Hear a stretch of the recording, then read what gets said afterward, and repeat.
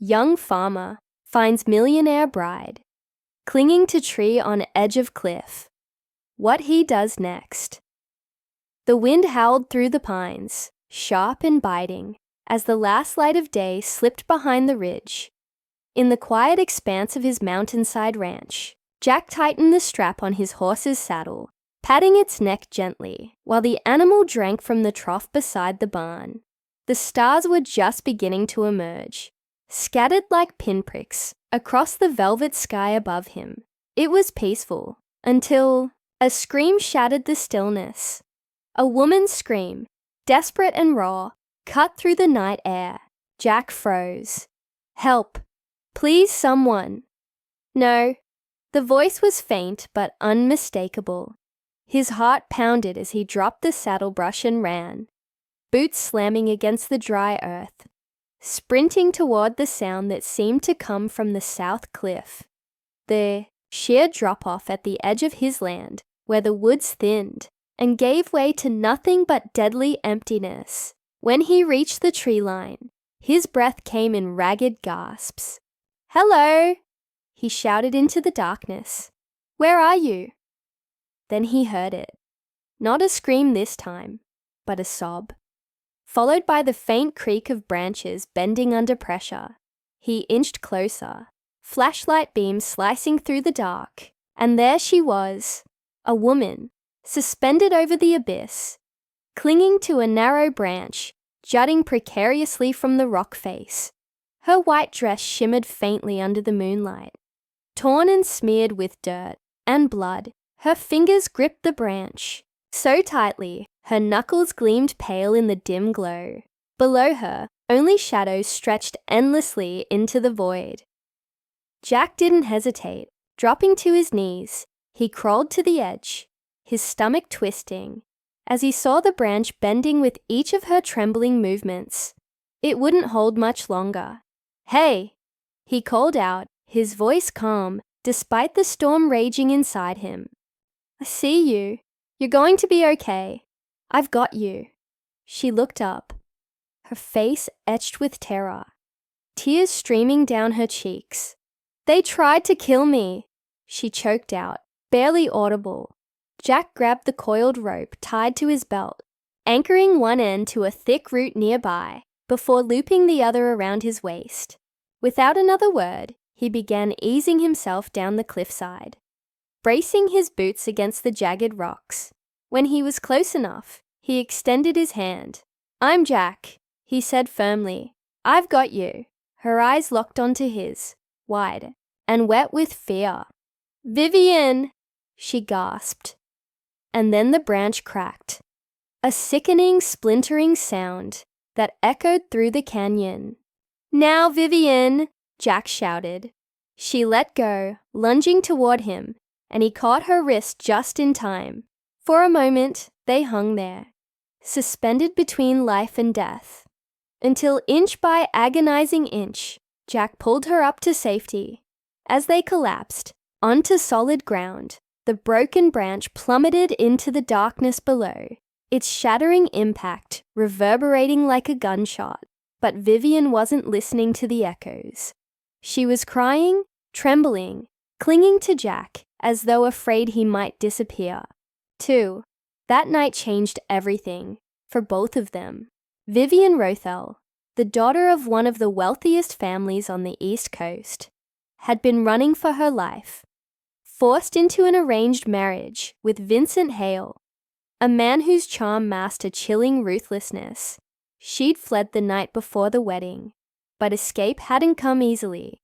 Vincent's men, professionals, not mere bodyguards, had hunted her down, chasing her into the mountains until she found herself cornered on the edge of that cliff.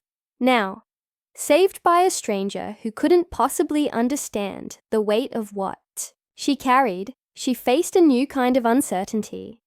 Who was this man? Could she trust him? Or would her past find her again before she could even catch her breath? For Jack, the young farmer who lived alone on his modest ranch, the discovery of Vivian on the brink of death brought questions he couldn't ignore.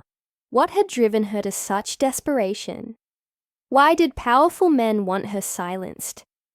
As he guided her back to his cabin, helping her navigate the emotional wreckage of trauma, he realized this wasn't just about survival. It was about choice. Every decision Vivian made now was a step away from the gilded cage she'd once inhabited and towards something far more meaningful, freedom. Yet freedom, as she would soon learn, wasn't simply about running. It was about choosing who and what truly mattered. As days turned into weeks, an unspoken bond grew between them. Jack taught Vivian the rhythms of farm life, showing her how to care for horses and chickens, how to bake pancakes that weren't dry and tasteless. In return, she helped him untangle the financial reports of a struggling co-op, using her expertise to guide farmers burdened by debt. They worked side by side, shared meals under the stars, and listened to old records crackling softly in the background. Slowly, Vivian began to heal, finding solace in the simplicity of the life Jack offered. But peace is fragile when danger lurks just beyond the horizon. One evening, as they sat together on the porch, watching the sunset paint the sky in hues of gold and rose, a noise in the woods shattered their calm. A twig snapped, leaves rustled, and when Jack investigated, he found something that chilled him to the bone. A cigarette butt, custom rolled and gold tipped, the signature of Vincent Hale's elite security team. "They found me," Vivian whispered, her voice breaking as she backed away from the window. "They know I'm alive." Panic clawed at her chest, threatening to undo all the progress she'd made, but Jack stepped forward, grounding her with a firm yet gentle grip on her shoulders. "You're not alone," he said, his voice steady. "We'll get through this together." And though his words calmed her momentarily, the question lingered in the air, heavy and unresolved. How long could they stay ahead of the storm that was closing in? What followed was a plan born of necessity and courage. With the help of an investigative journalist and a civil rights attorney, Vivian prepared to confront the man who had tried to destroy her. She would reach out to Vincent, pretending to regret her escape, luring him to an isolated location where evidence of his crimes could be captured on tape. It was risky, dangerous, and left no room for error. As Jack drove her to the meeting point, an abandoned mountain lodge cloaked in mist, he reminded himself why they were doing this. This wasn't just about justice. It was about reclaiming power over their own lives. Still, as Vivian walked through the creaking door of the lodge, microphone hidden beneath her clothes, every step felt like walking into the unknown. Would they succeed? Or would the past finally catch up to them? The cabin was quiet, lit only by the flickering glow of the fireplace. But inside a storm was brewing. Jack sat across from Vivian at the kitchen table, a laptop open between them. On the screen was Natalie Rodas's, an investigative journalist known for exposing corporate corruption. And next to her was Marcus Lang, a civil rights attorney with a reputation for taking down untouchable men. "We have one shot," Natalie said, firmly, leaning closer to the camera, as if trying to bridge the distance between them. "If we want to bring Vincent down, we need undeniable evidence. On tape, in his own words." Vivian nodded slowly, her fingers laced tightly together like she was holding herself together. She glanced at Jack, who gave her a silent nod of encouragement. The plan began to take shape. Vivian would reach out to Vincent, pretending regret for running away.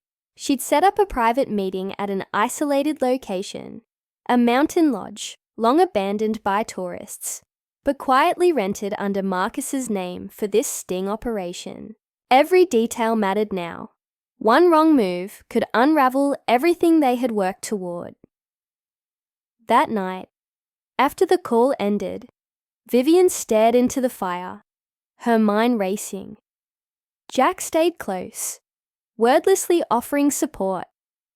He didn't ask how she felt or tell her it would be okay, because he knew those words wouldn't mean much right now. Instead, he handed her a cup of tea and sat beside her on the couch, letting the silence stretch until it became less heavy. Finally she spoke, her voice barely above a whisper. "What if I freeze? What if I can't do it?" Jack turned to look at her, his expression steady. "You won't freeze," he said simply, "because you're stronger than you think. And even if you feel like you're about to crack, just remember, you're not alone. I'll be there. We all will." She nodded, though doubt still lingered in her eyes. It wasn't fear of failure that haunted her. It was the fear of facing him again, of hearing his voice, of being reminded of the life she thought she'd escaped. But deep down, something else stirred. A spark of defiance, a refusal to let him win. For years, Vincent Hale had controlled her through fear and manipulation. Now, for the first time, she saw a chance to take back control, to rewrite the story he tried to force upon her. Days passed in tense preparation. Vivian practiced what she would say, rehearsing lines over coffee, while Jack listened intently. They mapped out every possible scenario, anticipating Vincent's moves. Marcus had equipped her with a wire so small, it was nearly invisible beneath her clothes, its microphone resting just above her ribs. A tiny earpiece allowed her to hear Marcus's instructions during the meeting. Despite all the planning, however, neither Vivian nor Jack could shake the unease settling in their chests. This wasn't just another day. It was a reckoning. On the morning of the meeting, clouds hung low over the peaks, wrapping the forest in a chill mist. Vivian stood outside the cabin, staring at the horizon. Her hands trembled slightly as she adjusted the scarf around her neck, tucking the wire further out of sight. Jack approached her, his boots crunching softly against the gravel driveway. He didn't say anything at first, just stood beside her, mirroring her gaze. Then gently, he placed a hand on her shoulder. "Ready?" he asked. She exhaled slowly, forcing herself to nod. "As ready as I'll ever be." Jack drove her to the trailhead leading to the lodge, staying behind once she stepped onto the path. He blended seamlessly into the crew stationed nearby, dressed in flannel and worn jeans, looking like nothing more than a hired hand doing repairs. His job was to stay out of sight, but his eyes never left the door once Vivian disappeared inside. The wait felt endless. Inside the lodge, shadows stretched across the dusty wooden floors, broken only by thin beams of light filtering through cracks in the boarded-up windows. Vivian stood by the cracked fireplace, heart pounding. Each step echoed loudly in the silence, amplifying her nerves. Then came the sound she dreaded most, the heavy creak of boots on wooden floors. Vincent Hale stepped through the doorway like a man returning to claim property. Expensively dressed, confident, cold. He looked exactly the same as she remembered. "Vivian," he said, spreading his arms wide, as if welcoming her home. "You finally came to your senses." She forced herself to stand tall, keeping her voice steady, despite the tremor threatening to betray her. "I wanted to talk privately." Vincent smirked, stepping closer. "I gave you everything, you know. A future, a name, and you threw it away because you thought love mattered more than legacy." His tone dripped with condescension, each word designed to cut deeper. "I didn't throw anything away," she shot back, surprising herself with the strength in her voice. "You tried to kill me," he laughed, the sound sharp and cruel. "Kill you, Vivian darling. Please. I told them to scare you, shake you up. You're dramatic as always." He circled her slowly, his presence suffocating. "You made it harder than it had to be. You should have just walked down the aisle. We both would have been rich, adored, untouchable. You think money makes this disappear." she challenged, her pulse quickening. I think power does, he replied smoothly, leaning in closer. I own judges, Vivian. Journalists. Your little show here. Pathetic. She tilted her head, her resolve hardening. So you admit it. His smile twitched. The first crack in his facade. Admit what? That I saved you. That I gave you more than you ever deserved. No, she said, her voice cutting through the tension like a blade. That you orchestrated my fall. That you ordered my death. For a moment, Vincent froze, caught off guard. Then his mask slipped entirely, revealing the venom beneath. I cleaned up your mess, he growled, his voice low and dangerous. I covered for you. I paid those men to make sure you wouldn't ruin everything. You were never supposed to survive. Vivian's breath caught in her throat. You gave me a life, Vincent, she whispered, her voice trembling, not with fear, but with rage. And I can take it back. Before he could respond, chaos erupted. Jack burst through the back entrance, fist clenched, shouting, Get away from her! Vincent spun, startled, but not scared. The cowboy, he sneered. How quaint.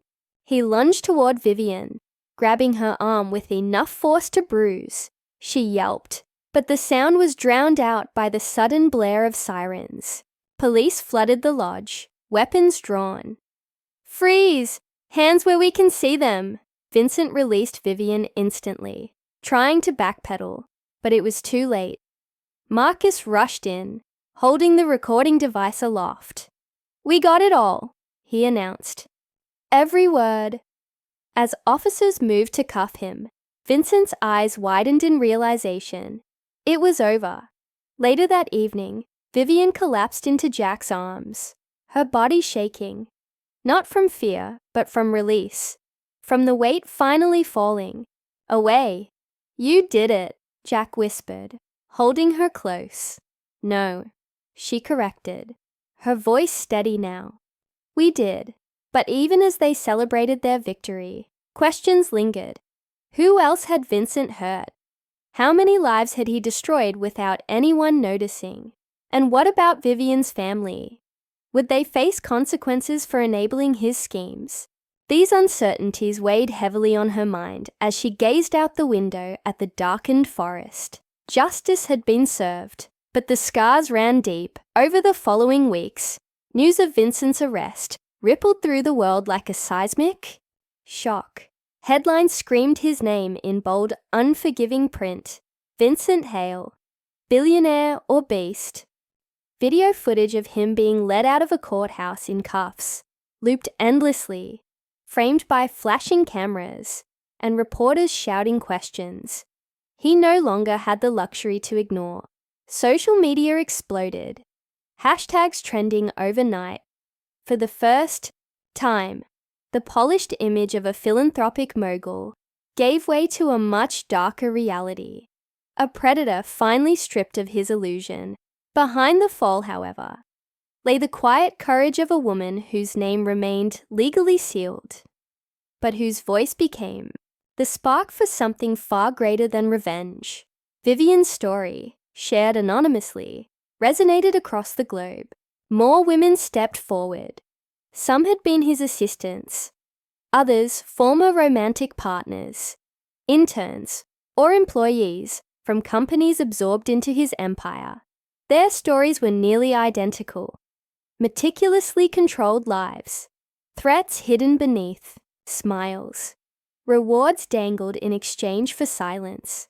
What began as whispers became a collective roar, a reckoning. In quiet corners of coffee shops and noisy office break rooms, women who had once felt alone realized they were not. And Vivian, though she never stood at a podium or revealed her face, became the quiet symbol of what it meant to say no, to survive, to rise. Yet amidst the whirlwind, Vivian found solace in the simplicity of the ranch. She watched the sun rise over the mountains, feeling the earth beneath her feet. This place, once a hiding spot, had become home. Inside, time seemed to stand still. The 2 coffee mugs remained on the shelf where she had left them, the same blanket folded neatly on the arm of the couch. Even the half-finished garden journal sat by the window, untouched since the night of the sting. Jack didn't say anything. When she rediscovered these things, he simply stood behind her, watching her find her footing again. When she turned to him, he offered that quiet, grounding smile that had never once asked her to be anything but herself. One evening, as they sat together on the porch, the sunset painted the sky in strokes of orange and rose gold. Steam rose from their mugs, the air still and peaceful. Vivian broke the silence, her voice soft but resolute. "I used to think freedom meant escape," she said. "Getting away from him. From the name, from the eyes always watching." Jack didn't interrupt. He waited, knowing she needed to say it in her own time. "But it's not that," she continued, turning to meet his gaze. "It's not running, it's choosing. Choosing where to live, who I want to be, who I want beside me." She reached for his hand, the gesture simple but full of meaning. "Freedom isn't hiding. It's choosing who I want to be. With you." Jack's fingers curled around hers. No dramatic response, just presence, strength, quiet love. Vivian leaned her head on his shoulder, her eyes fixed on the horizon, where the sun dipped slowly behind the peaks. No more fleeing, no more looking over her shoulder. She had made her choice. But as the days turned into weeks, new challenges arose. The Rothel family issued a televised apology, the patriarch stiffly reading a prepared statement flanked by executives and attorneys. They apologized for their silence, for enabling, for the pain caused by prioritizing business over humanity. Vivian watched it once from Jack's couch, then turned the screen off. That chapter was closed, or so she thought. Unbeknownst to her, whispers of retaliation swirled in boardrooms and shadowy corners. Power rarely surrendered willingly, and those who had profited from Vincent's schemes weren't eager to let go. Letters arrived at the ranch, unsigned but menacing. Calls came late at night, disconnected before anyone could answer. Shadows moved in the woods beyond the fence line. Jack noticed them first, his instincts honed by years of solitude and survival. He didn't tell Vivian, not yet, but he started carrying a rifle when he checked the perimeter and installed motion-activated lights around the property. Vivian, meanwhile, focused on rebuilding.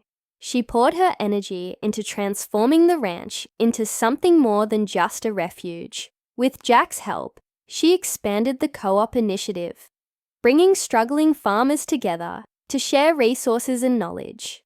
Together, they hosted workshops, inviting experts to teach sustainable practices. Slowly, the community began to heal alongside her. Still, the past refused to stay buried. One afternoon, as Vivian sorted through old boxes in the attic, she found a letter addressed to her mother. The handwriting was familiar, her father's, but the contents sent chills down her spine. It detailed a deal struck decades ago, one that tied the Rothel fortune to Vincent's rise. Betrayal layered upon betrayal. Clutching the letter, Vivian descended the stairs, her mind reeling. Jack was waiting for her in the kitchen, his expression softening when he saw the turmoil in her eyes. "What is it?" he asked gently. She handed him the letter, unable to speak. As he read, his jaw tightened. When he finished, he looked up at her, his voice calm but firm. "We'll figure this out. Together. Together." That single word carried so much weight. It promised solidarity, resilience, hope. But it also acknowledged the road ahead would be fraught with danger. The question loomed unspoken. How far would they have to go to ensure their freedom? And would they emerge unscathed? As twilight fell, casting long shadows across the land, Vivian stood on the porch, staring into the distance. The wind whispered through the trees, carrying with it the promise of change and the threat of storms yet to come. The cigarette butt lay on the wooden table between them, its gold tip glinting faintly in the dim light. Vivian stared at it like it was a venomous snake, coiled and ready to strike. Jack's hand covered hers, grounding her, but she could feel the tremor running through her body. "They're closer than we thought," she whispered, her voice hollow. "Closer than I wanted to believe." Jack nodded, his jaw tight. He had seen enough trouble in his life to know when danger wasn't just a shadow. It was breathing down your neck. The discovery of the cigarette butt near their property line wasn't an accident. It was a message, a warning. Whoever had left it knew exactly where they were, and worse, they weren't afraid to show it. That night, as Vivian lay awake staring at the ceiling, every creak of the house sounded louder than usual. Shadows stretched long across the walls, shifting with the flicker of the dying fire in the hearth. She reached for her phone instinctively, even though she'd destroyed the burner days ago. Old habits die hard, especially when paranoia feels like survival. Jack sat on the porch outside, his rifle resting across his lap. The woods beyond the fence line were darker than ever, the kind of darkness that seemed alive, watching. He didn't trust this quiet, not after what they'd found. His mind wandered back to the cabin where he'd first pulled Vivian from the edge of death. Back then, he'd thought saving her meant keeping her safe. Now he realized safety wasn't something you could hold on to forever. Sometimes, it was just a moment stolen from chaos. Inside the cabin, Vivian replayed Marcus Lang's words in her head. "We got him, Vivian. Vincent's going away for a long time." But did they really? Vincent Hale wasn't just a man. He was a network, a web of power that stretched far beyond one arrest. And while the public trial painted him as a monster, those who benefited from his schemes weren't about to let go without a fight. Somewhere out there, someone was pulling strings, trying to undo everything she and Jack had fought for. The next morning, Jack noticed fresh tire tracks along the dirt road leading to the ranch. They weren't his, and they certainly weren't from any neighbor. The tread marks were deep, purposeful, left by a vehicle designed to handle rough terrain. Someone had come close, too close, and then turned back. Whether it was a scout or a deliberate taunt, Jack couldn't tell. What he did know was that they were being tested. Vivian joined him outside, her arms wrapped tightly around herself, despite the warmth of the sun. "Do you think they'll stop?" she asked, her voice barely audible over the rustling leaves. Jack hesitated before answering. Honesty wasn't always comforting, but lies wouldn't keep her safe either. "No," he said finally. "But we won't either." Her eyes met his, searching for reassurance. She didn't find it, but she found resolve. Resolve reflected back at her, unyielding and steady. For all the fear gnawing at her insides, she recognized something stronger taking root. Determination. This wasn't just her fight anymore. It was theirs. Meanwhile, miles away in a sleek high-rise office, men in tailored suits gathered around a conference table.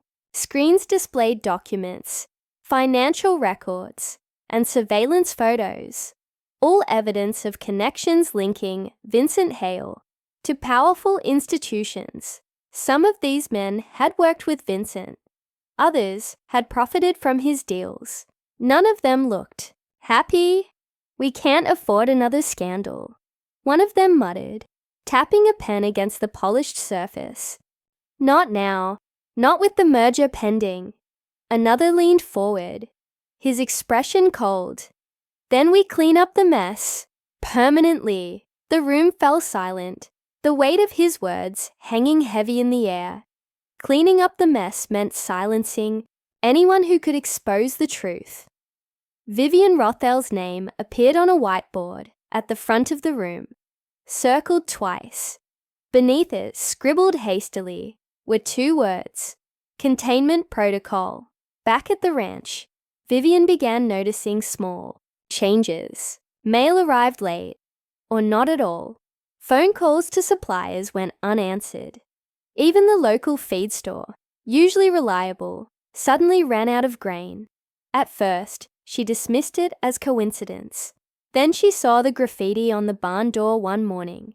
A single word, scrawled in red paint: traitor. Jack scrubbed it off before Vivian woke up, but the damage was done. Fear crept into their daily lives like ivy climbing a wall. Slowly, steadily, impossible to ignore, yet neither of them spoke about it directly. Instead, they focused on the work that kept them grounded. Feeding the animals, tending the garden, repairing fences. Normalcy became their armor, routine their shield. One afternoon, while Jack was fixing a broken water pump, Vivian decided to visit the nearby town for supplies. She hadn't ventured beyond the ranch since the trial, but staying hidden felt less like protection and more like imprisonment.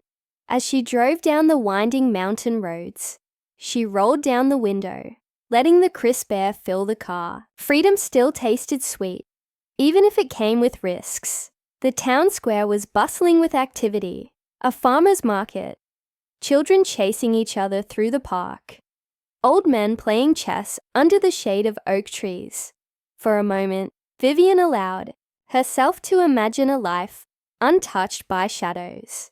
She browsed stalls filled with fresh produce, homemade jams, and hand-knitted scarves. When she stopped to buy honey from a vendor, she struck up a conversation about beekeeping. Laughter bubbled out of her unexpectedly, surprising even herself. But as she turned to leave, she caught sight of a man leaning against a lamppost across the street. His face was obscured by sunglasses and a baseball cap, but something about his posture, the way he stood too casually, too deliberately, sent a chill down her spine. He wasn't looking at her, but she felt his presence like a weight pressing against her chest. Vivian hurried back to her car, her heart pounding. She fumbled with the keys, dropping them once before managing to unlock the door. As she sped away, she glanced in the rearview mirror. The man hadn't moved, but she swore she saw the corner of his mouth twitch upward in a smirk. When she returned to the ranch, Jack immediately sensed something was wrong. "What happened?" he asked, meeting her at the driveway. She shook her head, unwilling to burden him with her fears. "Nothing, just tired." He studied her face, knowing better than to push. "Okay," he said simply, "but you don't have to pretend with me." Later that evening, as they ate dinner in silence, Vivian broke down. Tears spilled onto her plate as she confessed what she'd seen in town. Jack listened without interrupting, his expression unreadable. When she finished, he stood up and walked to the window, staring out at the darkening sky. "We need help," he said finally. "People who know how to handle this." Vivian nodded, though dread pooled in her stomach. Asking for help meant admitting they couldn't do this alone. It meant trusting others, not just with their lives, but with their secrets. The following day, Jack called Natalie Rodas, the investigative journalist who had helped expose Vincent. Her sharp voice crackled over the phone line, skeptical but intrigued. "You're telling me someone's targeting you again?" she asked. "Not just us," Jack replied. "Anyone connected to the case. We need to figure out who's behind it before it escalates." Natalie agreed to meet them discreetly at a diner halfway between the ranch and the city. Over coffee, she laid out a plan involving private investigators, cybersecurity experts, and legal reinforcements. "This isn't just about protecting yourselves. she warned. It's about dismantling the system that created Vincent in the first place. As they drove home, Vivian stared out the passenger window, her reflection ghostly in the glass. The road ahead seemed endless, fraught with obstacles she couldn't yet see. But for the first time, she understood that survival wasn't just about running. It was about standing your ground, no matter how fierce the storm. That night, as they lay side by side in bed, Jack reached for her hand. "Whatever happens," he murmured, "we face it together." Vivian squeezed his fingers, drawing strength from the warmth of his touch. Outside, the wind howled through the pines, carrying whispers of danger and defiance. The battle was far from over, but neither was their will to fight. The days that followed felt like walking on thin ice. Every sound outside the cabin made Vivian flinch. Branches snapping in the wind, the distant howl of a coyote, even the rustle of leaves brushing against the windows. Jack tried to keep things normal, but normalcy was a fragile illusion now. The cigarette butt they'd found near the tree line weighed heavily on both their minds. It wasn't just evidence. It was a promise. Someone was watching, waiting, testing their resolve. Natalie Rhodes called late one evening, her voice tense over the static-filled line. "We've got intel," she said, without preamble. "Someone's been digging into your past, Vivian. Financial records, aliases, you name it. They're looking for weak spots." Jack glanced at Vivian, who sat stiffly on the couch, her hands gripping the edges of the blanket wrapped around her shoulders. "Who?" he asked sharply. "That's the problem," Natalie replied. "It's not just Vincent's people anymore. There are others, bigger players who don't want this scandal rocking their boats. If they can discredit you, bury the truth, they will." Vivian closed her eyes, swallowing hard. She had hoped the trial would be an end, not the beginning of something worse. But as Natalie's words sank in, she realized the fight wasn't over. It had only shifted battlegrounds. That night, sleep eluded them. Vivian lay awake, staring at the ceiling while Jack paced the room, his footsteps muffled by the worn rug. "We need to move," he finally said, breaking the silence. "This place isn't safe anymore." She sat up, alarmed. Where is safe?" He hesitated, then knelt beside her, taking her hands in his. "Somewhere off-grid. Somewhere no one knows about. I have a friend, a rancher up north. He owes me a favor. We could hole up there until we figure out our next step." But Vivian shook her head, fear giving way to defiance. "No, running won't solve anything. Every time I run, they chase me further. This ends here, Jack. On my terms." Her determination surprised him, and maybe herself too, but he didn't argue. Instead, he nodded slowly. "Then we fight smarter, together." The plan came together piecemeal, stitched from scraps of strategy and desperation. Natalie arranged for private security consultants to sweep the property, installing cameras disguised as rocks and motion sensors hidden among the trees. Marcus Lang drafted legal documents protecting Vivian's anonymity under federal witness protection statutes, should things escalate. Meanwhile, Jack fortified the perimeter of the ranch, reinforcing gates and setting traps designed to alert them, not harm intruders. It was clear now. Whoever was coming wasn't playing games. Neither were they. As preparations intensified, so did the pressure. One morning, Vivian noticed tire tracks again, fresh ones cutting deep into the dirt road leading toward the ranch. This time, they didn't turn back. Whoever was responsible had lingered, scouting, mapping. The message was undeniable. They were closing in. Jack spotted movement in the woods later that day, a shadow darting between the trees. too deliberate to be an animal. He grabbed his rifle and moved silently through the brush, adrenaline coursing through his veins. When he reached the spot, all he found was a crumpled piece of paper pinned to a tree with a knife. On it, scrawled in jagged handwriting, was a single sentence: "You can't hide forever." His blood ran cold, not because of the threat itself, but because of what it implied. They weren't just being watched. They were being studied. Whoever was behind this knew their routines, their habits, their weaknesses, and they were biding their time. Back at the cabin, Vivian waited anxiously, pacing the floor. When Jack returned, pale and grim-faced, she didn't need to ask what he'd found.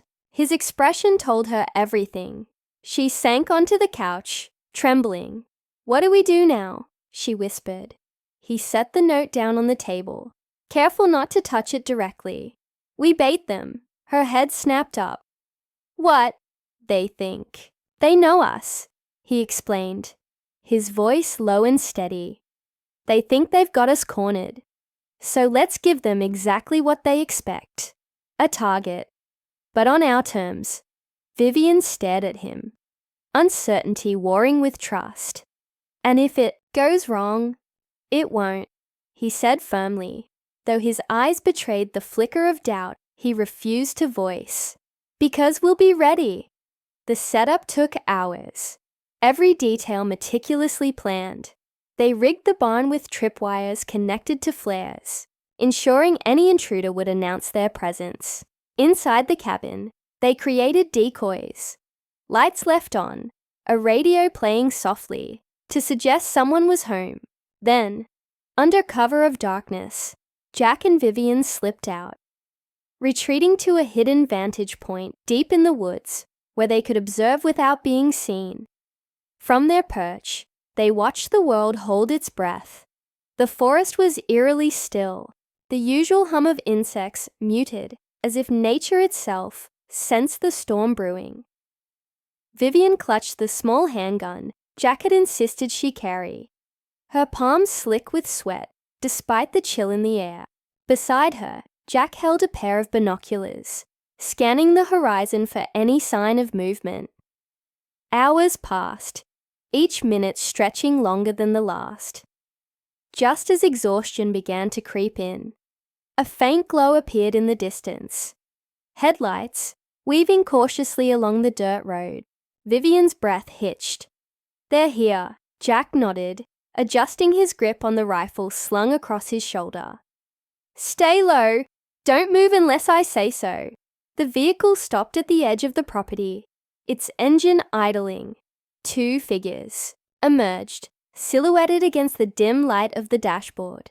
They moved cautiously, sweeping flashlights over the grounds. One carried a crowbar, the other a pistol. As they approached the barn, Jack exhaled slowly, steadying himself.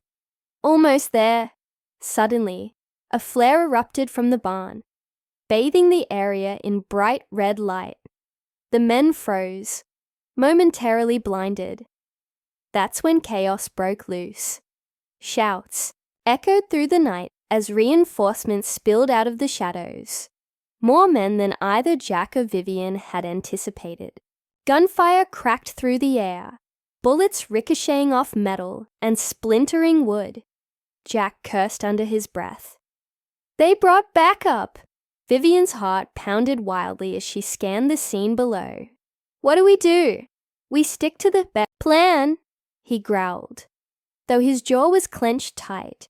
"Wait for the signal." But the signal never came. Instead, the attackers split into teams, fanning out to surround the cabin, trapped between advancing forces and the steep drop-off behind them. Jack and Vivian exchanged a glance. There was no choice left. It was time to improvise. Jack grabbed her hand, pulling her deeper into the woods. "Follow me," he whispered urgently.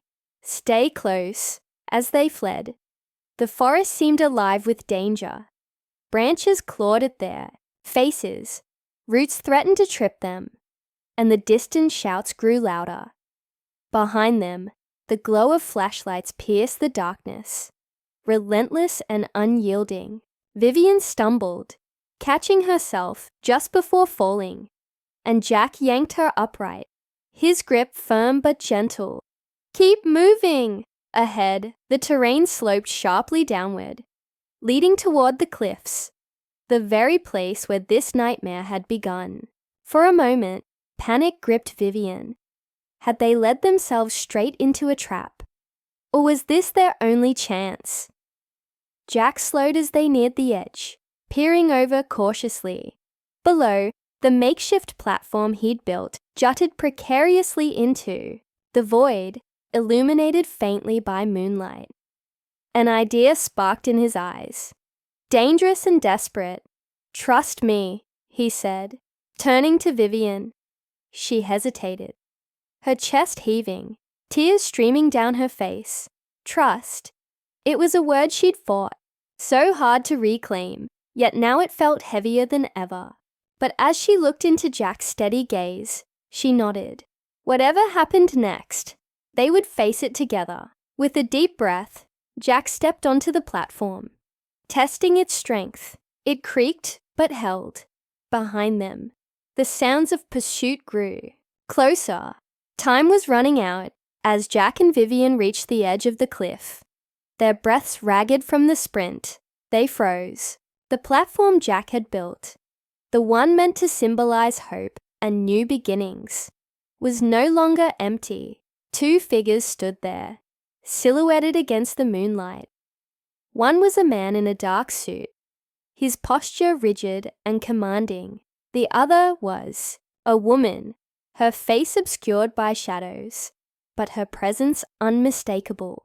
"Stay back," Jack growled, pulling Vivian slightly behind him.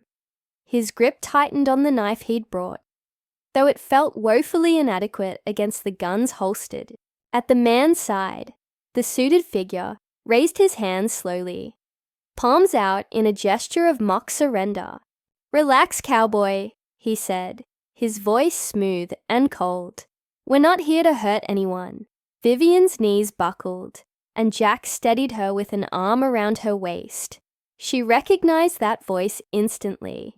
It belonged to Richard Grayson, Vincent Hale's right-hand man and rumored enforcer. But it was the woman who made Vivian's blood run colder than the night air. It was Eleanor Rothel, her mother. Eleanor stepped forward, her heels clicking sharply against the wooden planks of the platform. Her expression was unreadable, a mask of practiced calm that Vivian knew all too well. "Vivian," she said softly, almost tenderly, "you've caused quite the mess." Jack glanced at Vivian, his brow furrowed in confusion. "Who is this?" he whispered, his voice low enough for only her to hear. "My mother," Vivian replied, her voice trembling. "But she shouldn't be here. She can't be working with them."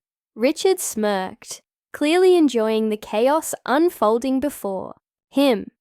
"Oh, Mrs. Rothel has been more than cooperative. Isn't that right?" He turned to Eleanor, who gave a curt nod, her lips pressed into a thin line. Vivian shook her head, disbelief warring with betrayal. "Why? Why are you doing this?" Eleanor sighed, as if addressing a child who simply didn't understand. "Because, darling, you left us no choice. You ran. You exposed everything. The family name, our legacy. All for what? Some farmer? A life hiding in the woods?" "It wasn't about hiding," Vivian shot back, anger cutting through her fear. "It was about surviving, about choosing my own life, instead of letting you sell me off like property." Jack's jaw tightened, his protective instincts flaring. He didn't fully grasp the dynamics of Vivian's family, but he understood enough to know that Eleanor's presence here wasn't coincidence. It was calculated and dangerous. Richard took a step closer, his polished shoes stopping just short of the edge of the platform. "Enough of the theatrics," he said, his tone sharp. "You've played your little game long enough, Vivian. Time to come home. I'm not going anywhere with you, Vivian spat, clinging to Jack's arm. Richard's smile faltered, replaced by something darker. That wasn't a request.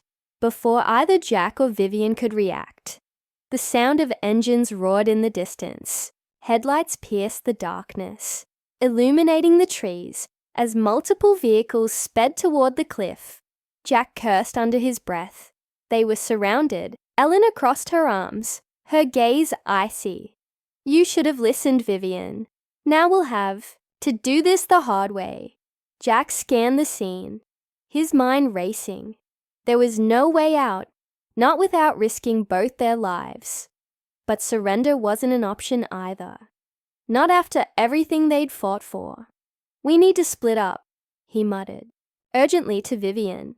I'll distract them. You run for the trail. Get to the cabin and call Natalie.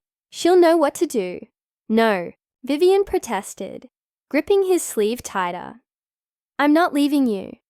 You don't have a choice, he said firmly, his voice breaking slightly. Trust me. Before she could argue further, Jack lunged forward, shouting loudly to draw. Attention! Hey, over here!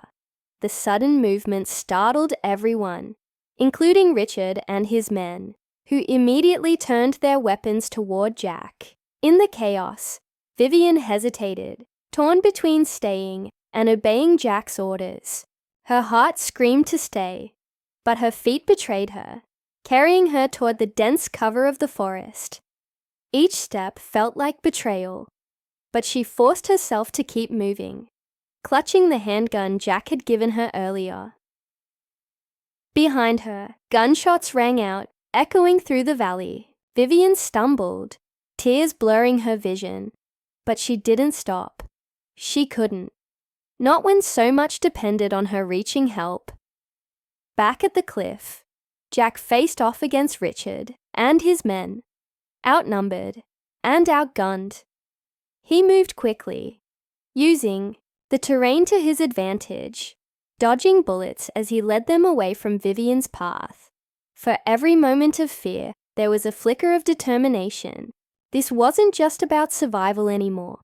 It was about protecting the woman he loved, no matter the cost. As Vivian pushed deeper into the woods, she realized she wasn't alone. Shadows shifted around her, faint but deliberate. Someone, or something, was following her. 恐慌紧紧抓住了她的心脏，但她强迫自己继续前进，每一步都像是在刀刃上行走。她知道，无论前方等待她的是什么，她都不能退缩。这不仅仅是为了她自己，也是为了杰克，为了他们共同建立的一切。与此同时，理查德的声音透过夜空传来，冷酷而充满威胁。找到他，他命令道，不管付出什么代价。Vivian's breaths came in shallow bursts as she pushed deeper into the forest, her legs burning from the effort. The shadows around her seemed alive, shifting and closing in. She could hear footsteps behind her, multiple sets now, deliberate and fast. They were gaining on her.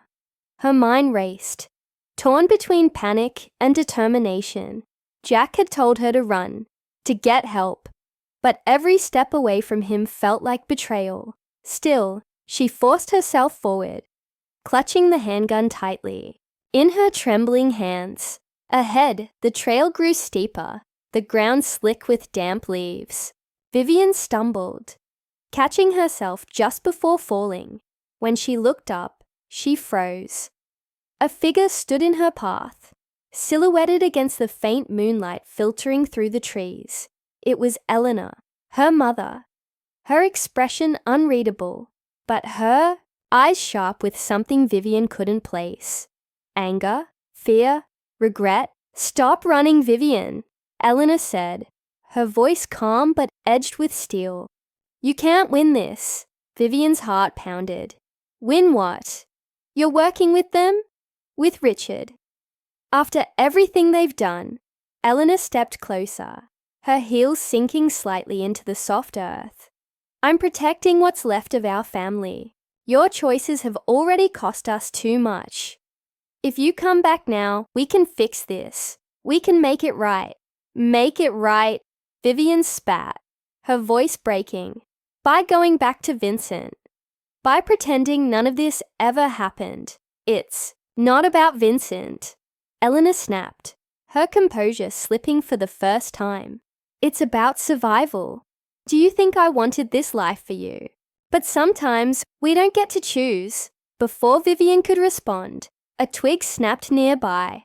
Both women turned sharply, their attention drawn to the darkness beyond.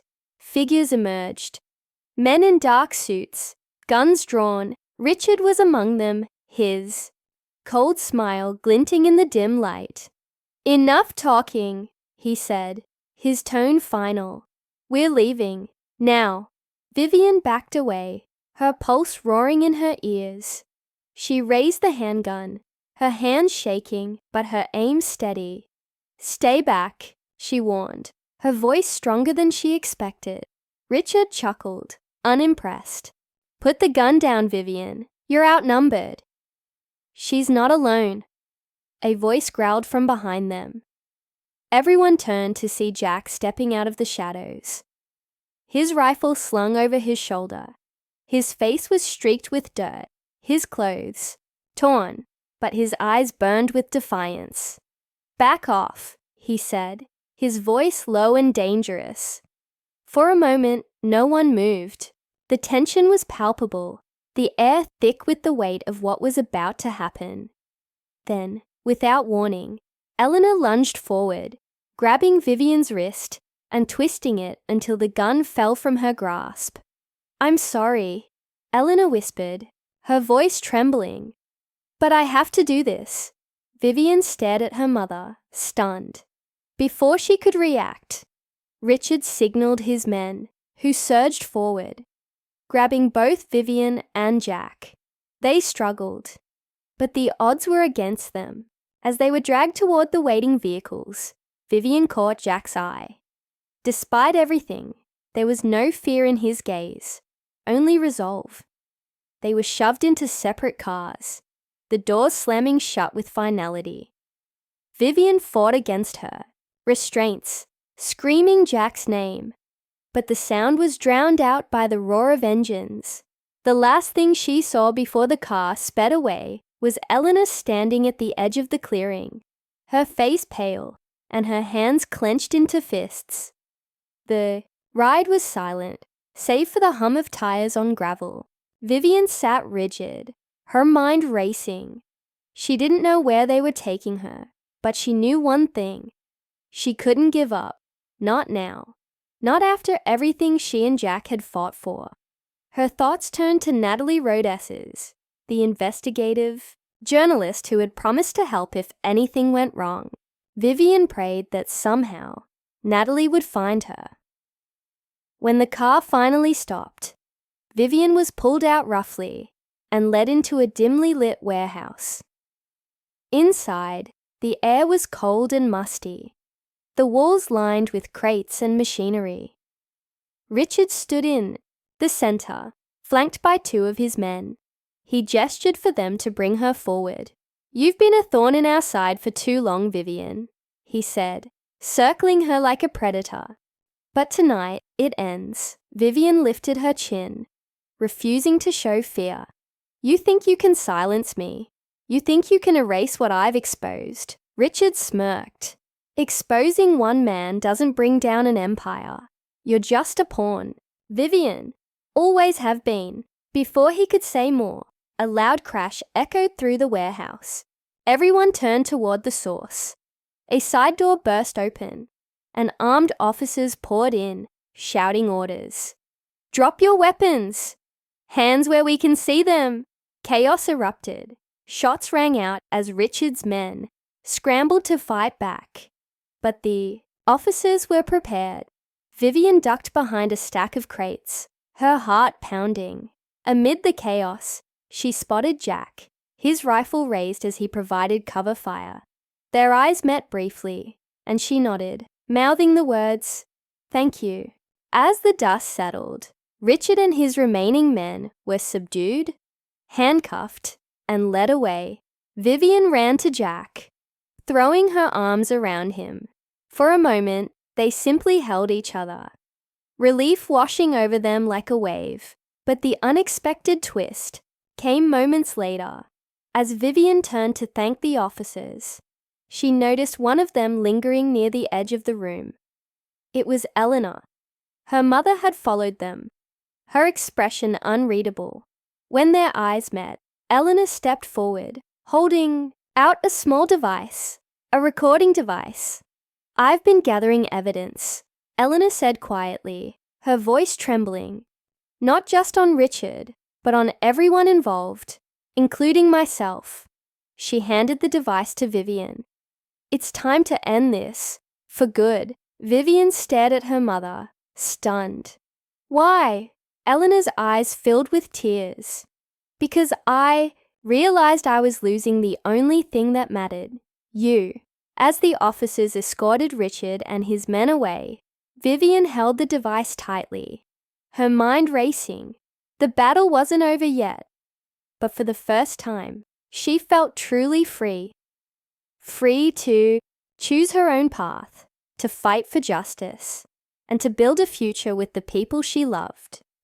And as Jack took her hand, leading her out of the warehouse and into the dawn breaking over the horizon, Vivian knew one thing for certain.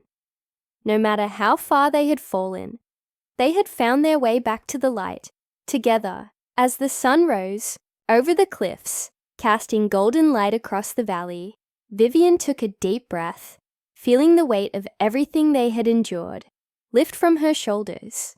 The world seemed quieter now, softer, as if it too could sense that something profound had shifted.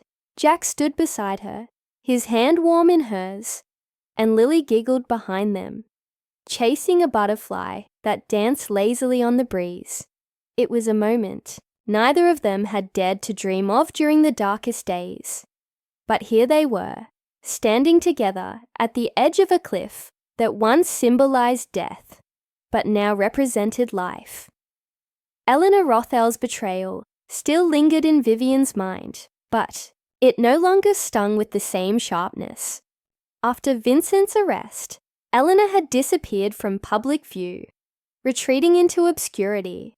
But before she left, she sent Vivian one final letter, a handwritten note filled with apologies and regrets.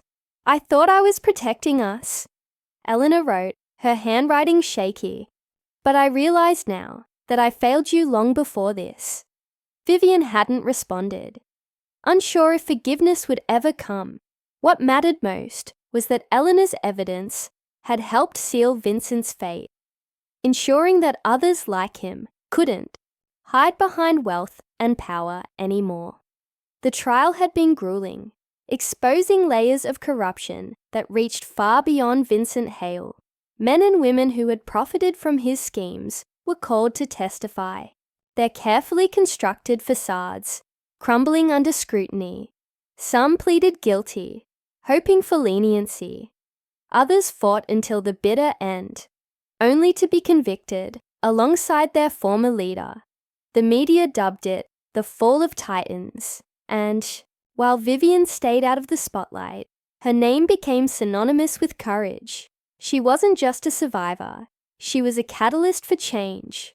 Back at the ranch, life continued its steady rhythm. The co-op Jack had worked so hard to support flourished, thanks in part to Vivian's financial expertise. Together, they expanded the initiative, bringing struggling farmers into a network of shared resources and knowledge. They hosted workshops, invited experts to teach sustainable practices, and even started an online platform where people could share stories and solutions. For Vivian, it was more than work, it was redemption. Every seed planted, every crop harvested, felt like proof that life could grow again. Even in soil once poisoned by greed, Lily, the spirited little girl they had adopted, brought laughter back into their lives. Her presence was a constant reminder of resilience and hope. Vivian often found herself marveling at how quickly Lily adapted to their unconventional family. She ran barefoot through the fields, climbed trees without fear, and peppered both Jack and Vivian with endless questions about animals, stars, and why pancakes tasted better when made with real eggs. Watching her thrive gave Vivian a sense of purpose she hadn't known she needed. One evening, as the three of them sat around the fire pit outside the cabin, Vivian looked up at the stars scattered across the sky. "Do you think we'll always feel like this?" she asked softly, her voice barely audible over the crackling flames. Jack glanced at her, his expression thoughtful. "Feel like what?" "Safe," she said after a pause. "Whole," he smiled, reaching for her hand. "Yeah, I think we will. Not because nothing bad can happen, but because we know we can handle it. Together." Vivian nodded, leaning her head against his shoulder. Beside them, Lily yawned dramatically, curling up in the blanket they'd wrapped around her. Within minutes, she was asleep, her breathing soft and even. Jack chuckled quietly, brushing a strand of hair away from her face. "She's gonna be someone special," he murmured. "Just like her mom." Vivian laughed, though tears pricked at the corners of her eyes. "Her mom's," she corrected gently. "Plural." They sat there for a while longer, watching the fire burn low. When the chill of the night began to seep in, Jack stood and scooped Lily into his arms, carrying her inside.